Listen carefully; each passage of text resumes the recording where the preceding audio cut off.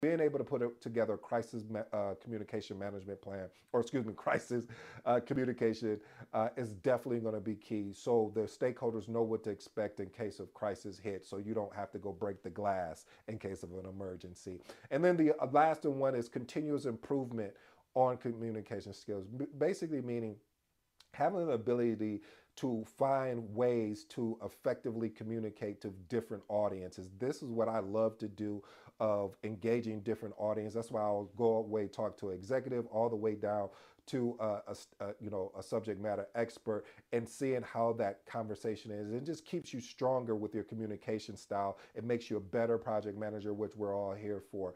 Here's my closing remark. I have three of them.